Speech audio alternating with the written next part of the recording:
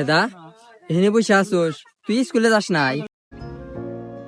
না আব্বা, স্কুলে যাই কি হবো? কে বাজান, কি হয়েছে?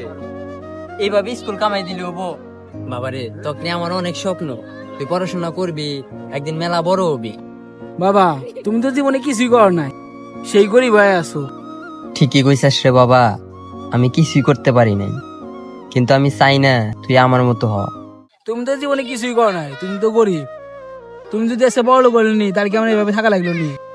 আমার বন্ধু করে বাপরা সবাই বড় লোক, আর আমি গরিব। আমার স্কুলে যাওয়ার মন ধরে না, ভালো জুতা নাই, শার্ট নাই, এইভাবে আমি আর স্কুলে যাবার না। তুমি কি জন্য ভালো কিছু করো নাই? বাবারে, আমি কিছু করতে পারি নাই, কারণ আমার বাবা ছিল একজন কৃষক।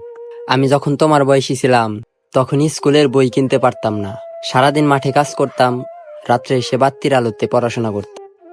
তারপরেও আমাকে মাঝপথে ছেড়ে দিতে হয়েছে, কারণ হঠাৎ একদিন আমার বাবা অসুস্থ হয়ে যায়। আমার পরিবারে ভাত জোগাড় করার মতো আর কেউ ছিল না, তাই খুব অল্প বয়সে আমি নিজেই কাজ করতে শুরু করি। তাই আমি পড়াশোনা করতে পারি নাই। আমি এই শহরের বাইরে কিছু দেখি নাই, তাই আমি চাই তুমি সারা বিশ্ব ঘুরে দেখো।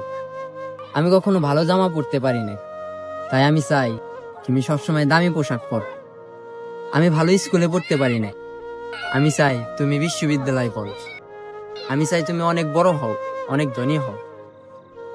আমি নিজে স্বপ্ন পূরণ করতে পারি নাই, তাই আমার স্বপ্ন তোমার মাঝে বিস্তার করে দিয়েছি।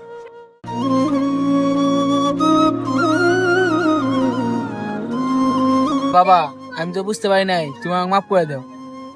আমি আজকে দিকে আর স্কুল কামাই দিব না, প্রতিদিন স্কুলে যাই। তোমার স্বপ্ন আমি একদিন পূরণ করবো।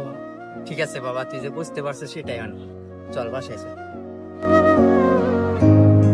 বাবা মায়ের স্বপ্নকে সম্মান করুন, কারণ তারা আমাদের জন্য তাদের স্বপ্নকে বিসর্জন দেয়।